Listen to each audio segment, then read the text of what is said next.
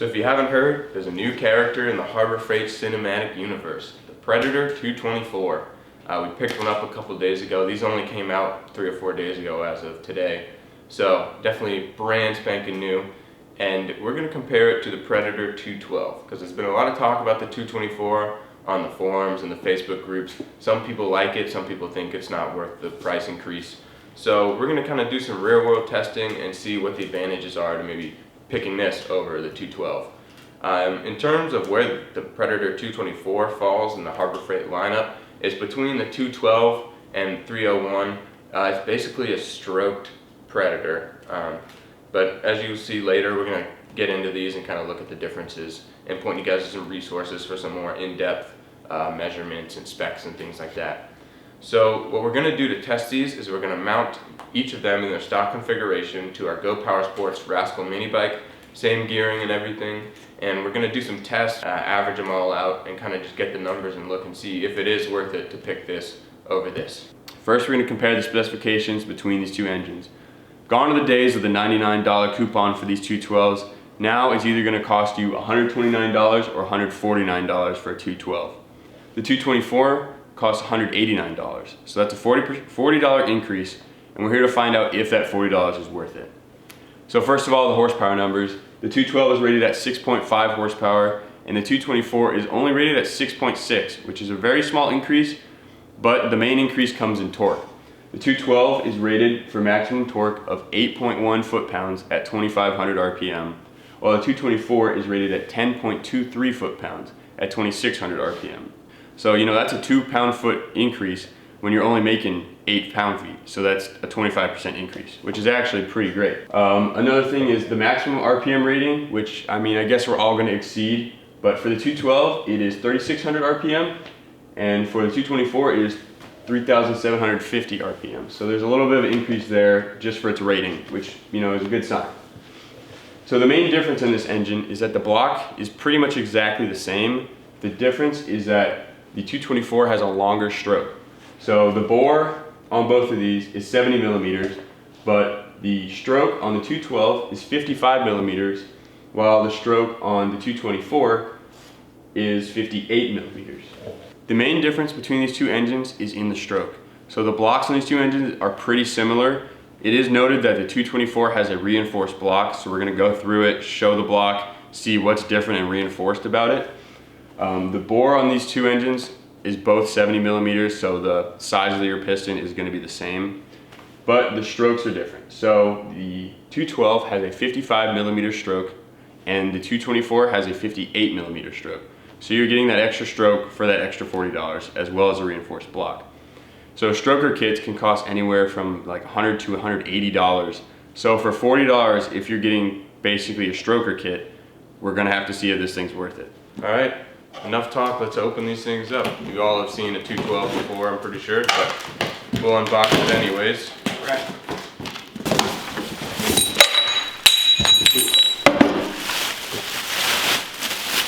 Ooh, Predator. Shiny. It looks like we have a Hemi, actually. So that's pretty cool. All right, moment we've all been waiting for. The 224.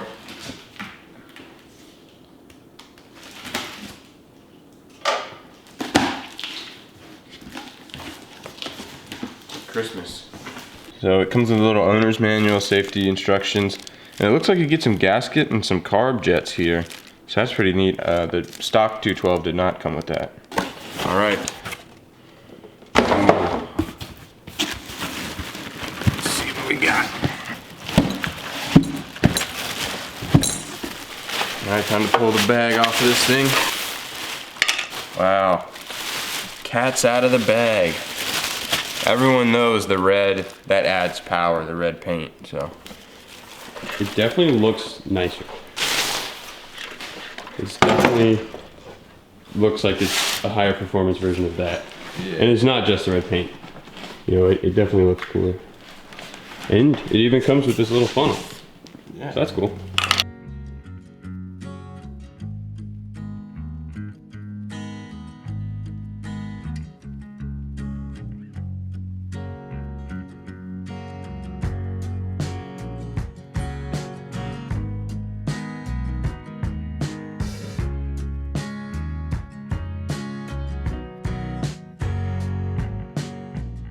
So the only modifications we'll be doing to these two engines is that we're going to be removing the governor, since that's what everyone does anyway. I mean, that's pretty safe to do.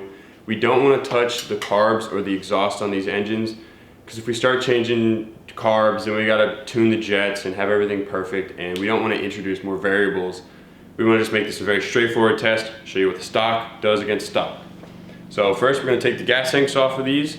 That will kind of show us some of the block reinforcements, and then we'll break open the side case and remove the governor.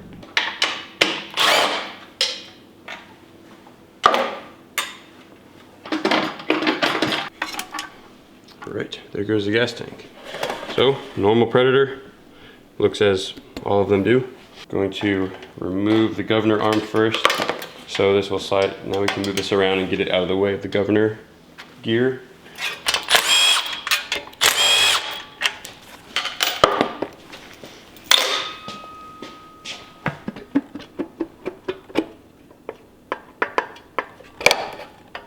There we go. So just a normal stock Predator. Everything looks great, and we just need to get this governor gear out and pull the governor arm out.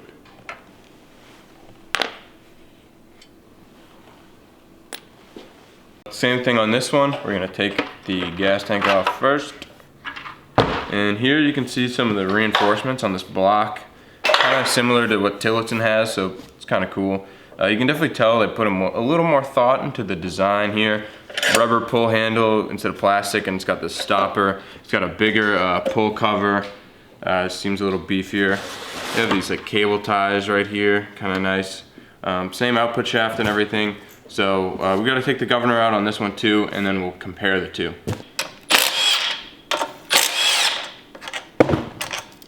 Going for NASCAR speed here. Pop the case. So right off the bat, I know one of the differences that's going to be kind of a negative about this engine, plastic cam gear. But if you are building it, you're going to be replacing that, so you have to judge how much that really matters to you. Now that the engines are apart, we can see the differences between them. I mean, like we said before, we have this plastic cam gear, but if you're planning on upgrading your cam, you know, it doesn't really matter. So this block is definitely reinforced. You can see at the top here, we have reinforcements. There's a lot more little ribs, I guess, that keep it reinforced.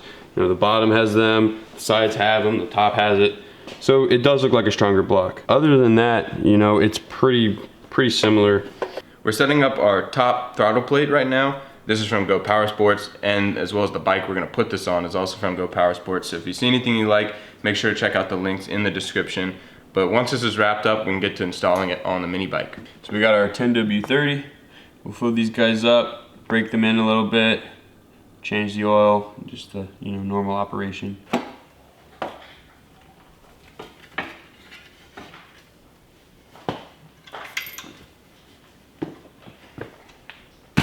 All right, we got the 212 stock on there. All right. So what we're gonna do is 3 little drag race passes. Ready? Yep, ready. That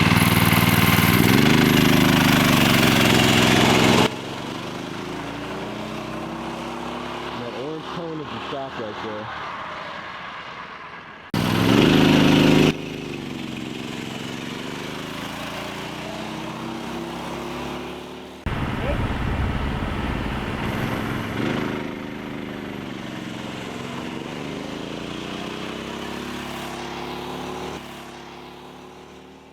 So now it's time for the top speed test. I'm gonna have my phone screen recording the speedometer app in my pocket, and we'll see how fast this thing can go.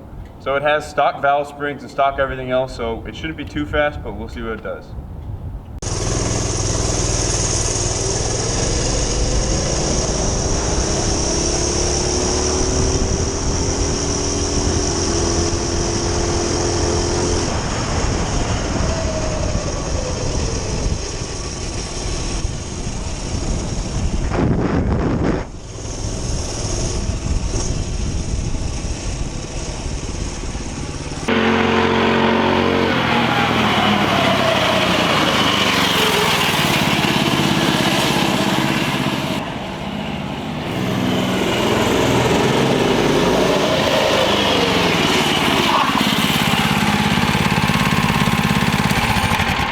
All right, what's your impressions? Yeah, I mean, You know, honestly, we do a lot of really built engines, but I forgot how fun just having a, you know, pretty much stock Predator has. I mean, just with the governor removed, this thing's already a blast. I mean, just with you know, some 18-pound valve springs and a new stage 1 kit for the carb, I mean, this thing's actually a ripper. It's pretty fast.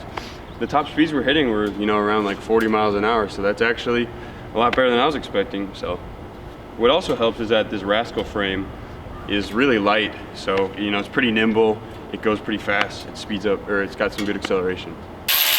So the 212 did great, now it's time for the 224.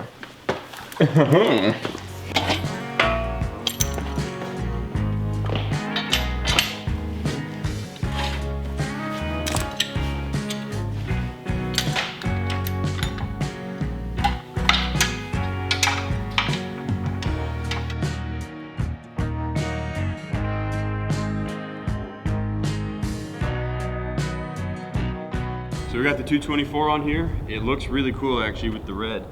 And here's our first start. First time ever starting a 224. So let's see if it's different, I guess. I don't know. Do a little choke.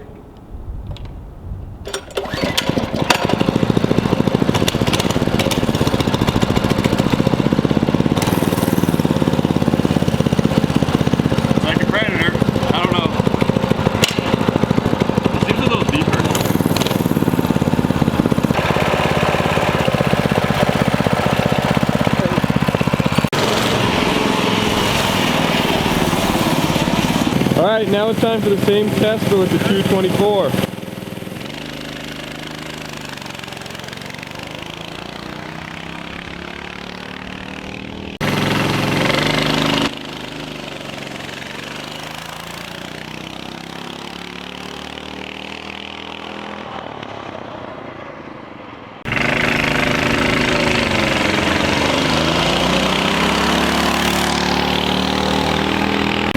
Alright, now it's time to test the top speed on the 224.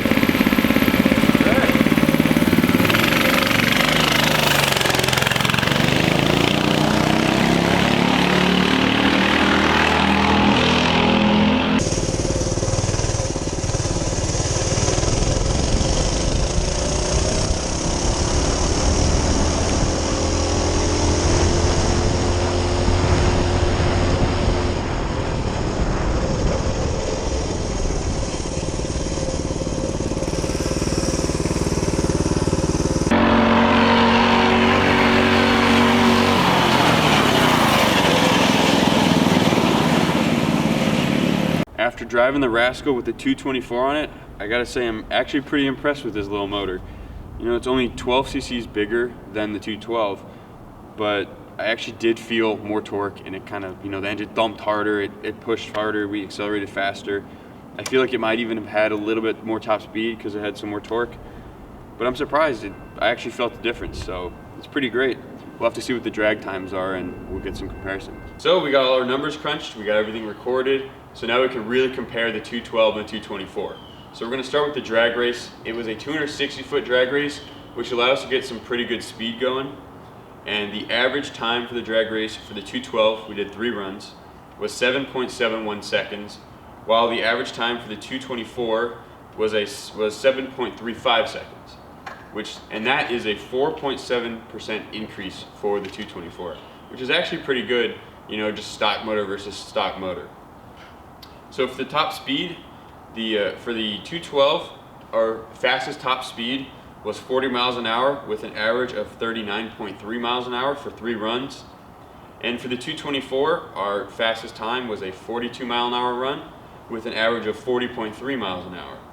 So our best top speed was 2 miles an hour higher. You know, not a lot, but for both of them had stock valve springs and everything. You know, that's a pretty good difference. So, you know, all in all, the 224 definitely felt faster, and I think the numbers show that it is faster. You know, a 5% increase in that little drag race, that's pretty good. And you know, when you start upgrading it, I'm sure you'll see even more of a difference. So now that we got all the results back, we can start talking about some of the pros and cons for each engine. For the 212, some of the pros are the price. It's $149 normally, $129 on sale. So it's pretty affordable, and you can buy 1 or 2 of them to stock up and keep for later builds. Another pro is how long they've been out. Everyone already knows how reliable they are, how to build them, get power out of them. So all that information is readily available. So that's pretty nice that there's that support there. The third is that it has a metal cam gear, which is definitely going to add to that reliability factor. For the cons is if you did want to do a stroker, you'd have to buy the kit, crank and everything. So you'd be looking at about $100 or more there. So it's a little more expensive to get this to where the 224 is. And then another con is just you don't have the reinforced block. Not sure how much matters to you depending on how much you're going to build it, but it is something to take into consideration. Now for the 224, the pros are that it does have the reinforced Ducar block, which is really nice. You can tell they paid a little more attention to detail. There's some nicer components on here. The pull start is nicer. Some of the wiring is nicer, which is something that's good to see. Another pro is that stroker crank. You do get that extra 58 millimeters of stroke there, which is pretty nice that it comes with that stock. And the main cons for the 224 is just the price, and we still don't know how reliable it is. It hasn't been out long enough for people to give it some thorough testing. The main one is just that plastic cam gear, but if you're swapping it out, it might not be that much of a con to you, but you'll just have to kind of weigh what matters to you most. So that's all stuff to keep in mind, and hopefully these results can give you an idea of if you do want to run this on your bike or not, or if you just want to stick with your 212s. So hope you guys enjoyed the video. Give it a like or a comment if you have other suggestions for us to test, like if you want us to build these engines, throw in some more engines in the mix, maybe we could even do some dyno tests. Make sure to check out the links in the description for the Go Power Sports parts and some more in-depth information, and subscribe if you like this video. Thank you for watching.